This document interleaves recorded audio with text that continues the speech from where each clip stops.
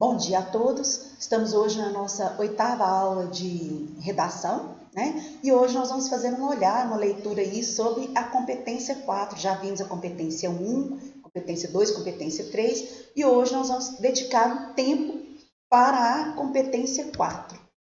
Lembrando a vocês que nós temos o praticando da apostila 2, na parte de redação, nas páginas 39, 40 e 41. Façam aí todos os exercícios, como já havia reforçado com vocês, a importância de fazer esses exercícios, não só para a fundamentação da estrutura da redação, mas também para as questões de interpretação nas questões objetivas do Enem. O primeiro olhar que a gente deve entender, quando a gente quer entender a competência 4, que é garantir aí os 200 pontos na competência 4, eu preciso entender qual é a matriz de referência, o que ele quer de mim, né? O que se espera do candidato ao desenvolver a competência 4. Primeira coisa, o que é a competência 4? Demonstrar conhecimento dos mecanismos linguísticos necessários para a construção da argumentação. Ou seja, quais são os elementos que a língua me oferece para, ao desenvolver os meus argumentos, eu articular. A gente fala assim que a competência 4 é a parte da articulação, da estruturação dos elementos coesivos, dos operadores argumentativos, em que eu vou linkar uma frase a outra, um parágrafo a outro, ou ainda retomar todo o parágrafo lá na minha proposta de intervenção. Então, quando o aluno ele não vai ser pontuado, ele vai ter considerado nível 1 quando ele não articula as informações, ou seja, coloca frases isoladas, né? Então, se ele faz frases soltas, sem articulação, sem o uso de conectivos, ele vai ficar no nível 0. Vai ficar no nível 1 quando ele articula as partes do texto de maneira precária, ou seja, usa um conectivo num parágrafo, depois usa outro no outro, ou seja, não há a preocupação de linkar as ideias através dos mecanismos linguísticos que a língua portuguesa nos oferece.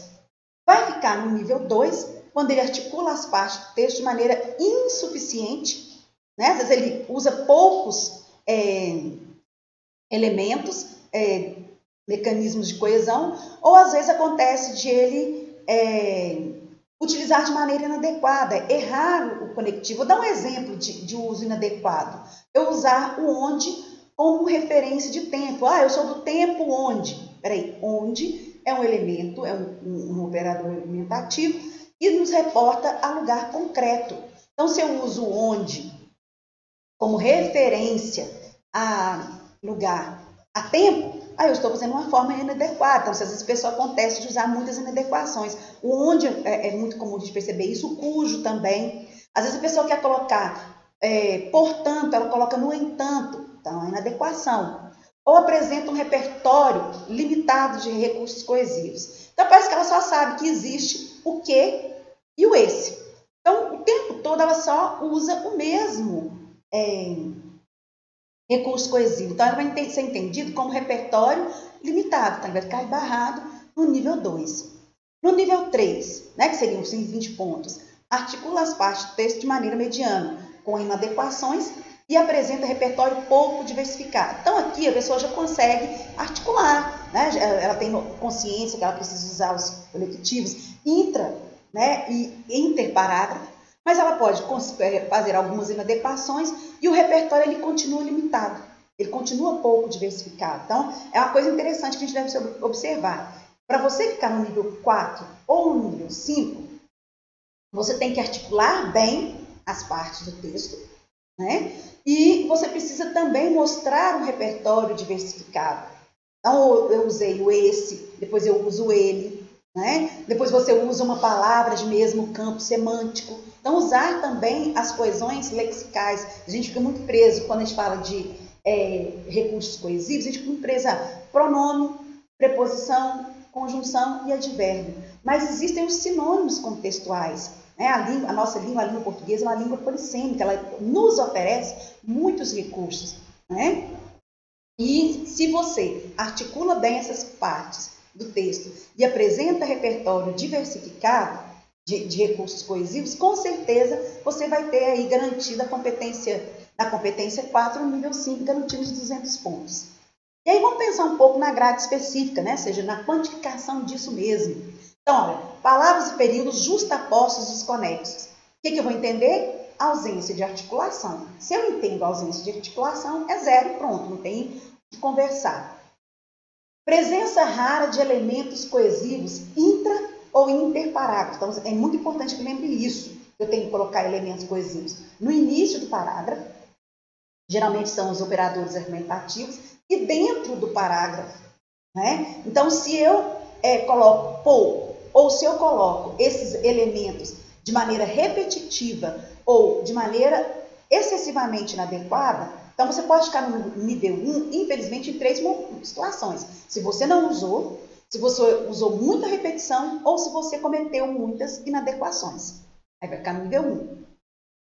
Vamos entender como nível 2, se houver aí a presença pontual de elementos coesivos. A gente consegue enxergar um aqui, outro ali, né? Meio que jogado. E aí um detalhe muito importante. Se o seu texto for em monobloco, o que significa esse monobloco? O seu texto todo foi composto de um parágrafo só.